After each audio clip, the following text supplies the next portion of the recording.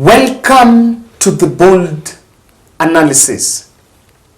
Some 30 minutes before before IEBC team Wafula Chebukati, leading commissioners to appear before the NADCO, the National Dialogue Committee, before they were supposed to appear, they wrote a worded letter declining appearance. According to the embattled former IEBC chair, there was no essence of appearing before that committee because what they wanted to talk about is something of the past. But what we'd let us see is government side, CS Adan Duale, sharing the position, the statement by Chebukati, saying that indeed they were not going to, Chebukati was right to snub the sittings, and also some other UDA members supported Chebukati in the same. Later that evening, 3 gentlemen took a court to case, 3 Kenyans, moved to court to stop the National Dialogue Committee from further sittings, saying the lack of a legal framework to guide collection of views from members of public in an inclusive participatory process that makes it illegal. These 3 Kenyans are saying that the committee, these Kenyans, Isa Elani, Patrick Korani and Paul Kirui, comes a day after the IEBC commissioners made explosive revelations to that IEBC commission, to that committee about elections. And we political pundits have been reading a lot from this move, because the same day there was also another drama.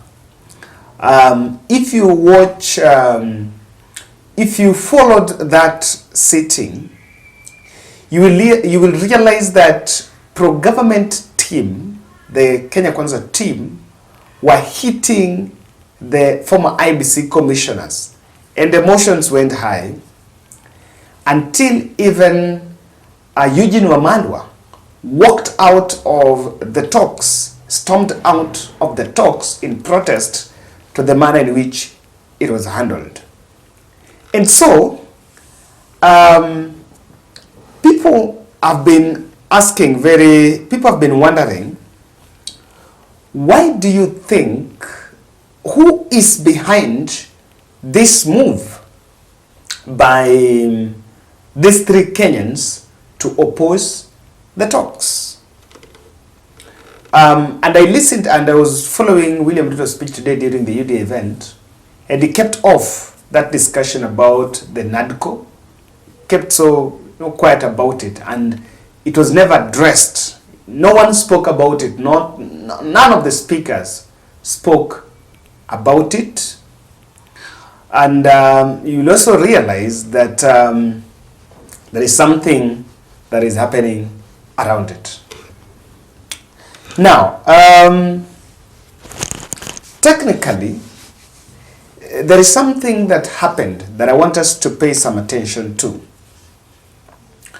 The church, Anglican Church, Archbishop Ole Sapit, a man that I still don't believe should not even talk to this country about election and about Kenya Kwanza is wrong, or what Kenya Kwanza is getting wrong, also issued a press statement saying that Ruto has failed to achieve what he promised Kenyans. Now, there is also another important bit, that among stakeholders that have appeared before that committee, the clergy have not appeared there. Remember, there was a clamor for their involvement in the committee. They even by the time that committee was being formed, they even wanted to be involved in terms of they should have representation in that committee. There was that clamor that when we are making this committee, we should not just involve the politicians alone. It should be political and the non-political players. But so that be it, they get to appear. Who do you think is the forces behind it? I remember very well in Azimio la Umoja, there is a faction, Jeremiah Kioni and Martha Karua faction, that do not support those talks. But Raila and Kalonzo stood their ground and said the talks will have to proceed as to whether it's going to be effective or not, but the talks must and will proceed. Now, on the other side, government has been so cagey against it, of opposing it publicly, except some few elements here and there.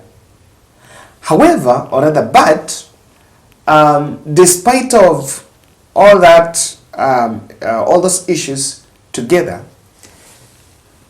the government side have also been appearing in that committee and proposing amendments that would actually necessitate a referendum. So that's a clear sign, even though those who have been representing our pro-Ruto team, the Rift Valley team, like Samson Cherergei, represented some proposals there in individual capacity, but not as the UDA party.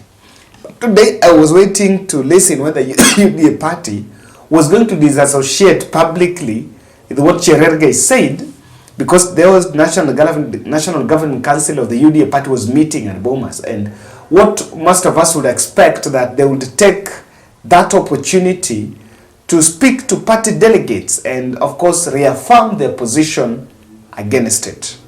Now, I tend to look at this way. There are forces that are going to make sure that though the recommendations of NADCO do not get to the next level. This is it. Why do you think these forces, dark forces, are now illegitimizing that National Dialogue Committee now? The first is about, the reason why it is being legitimized at this point is some of these proposals from this point, they can take the shape of a constitutional amendment. And from the look of things, there might be another commission that might be formed, maybe within Parliament or something, to review the 2010 Constitution. And of course, what is happening at NADCO is just collecting. By the way, it only ends at collecting views. People have been asking, what is the framework? You know, one of the reasons why BBI collapsed was we were told that even though they spent time, taxpayers' money, collecting views from Kenyans about what was to be done and what the country wanted under that BBI initiative, but there was no framework of public participation. So what's happening now is, at the end of it, they are going to come up with a report. And that report will acknowledge some of the loopholes and the concerns and what Kenyans really want as far as elections are concerned, as far as two-third gender rule is concerned, you know, many other boundaries, delimitation, all other issues, the cost of living, all those other issues that have been laid there, even the audit of the last presidential election. So there are signs, and one of the reasons why there are some forces against it, I think William Ruto team might have realized that the constitutional moment is actually coming. So the best they can do is to stop it by making sure it's a bit illegitimate, because what is carried from that place might form the basis of another new process. There are two probabilities. One, committee to review the constitution, or two, they will discard what would necessitate a referendum and pick what they can rush with in the National Assembly and use numbers there so that they implement, or rather they entrench them in the constitution. Number two, the forces against it are already seeing signs of ceasefire between William Ruto and Raila Odinga. And I can tell you, just like there are some political careers that were built around Uhuru Ruto fallout, there are careers that were built around that. And I've always said those careers are very perishable. They can be lost because that is not going to be politically important in the next subsequent general elections. And so, there are some political careers that are under threat because of that looming ceasefire. You'll realize that as much as we've been seeing during those talks, the opposition team have not been so lethal bringing William Ruto or asking William Ruto the tough questions. So there are those who see that when in that political environment, their move is not going to see the light of the day. Lastly, this could still be a design by Kenya Kwanza. It is not lightly, because there are political elements that have been reminding this country that whatever is happening at Bomas is just a plan by William Ruto to manage the opposition. And I remember Kalonzo Musyoka responding and saying, Ruto cannot manage us. Ruto is not managing us, that we are not manageable. But you cannot wish that away. There is also a high likelihood that the move to lodge that case is part of making sure that even after all those are laid together, they don't take it seriously. Because how comes the Chebukatis, what is the coincidence? The decline, the same day a case has been launched, and it is clearly that it could still be a deep state plan to make sure that it is dragged. It might be dragged in court, then people start defending it in court here and there. But lastly, there are also some litigants that have realized that that committee has the interest of the country at stake, and so they know that they want to get ways, just people within the Attorney General's office, they know they will be getting litigation fees to go and represent government in court over this. And so it's also a money-minting case that someone has already scripted and designed to really swindle some cash from financials. Looking at how the kind of budget that was splashed on this, it's very true that it's funded. That's one thing you cannot run away from. Thank you.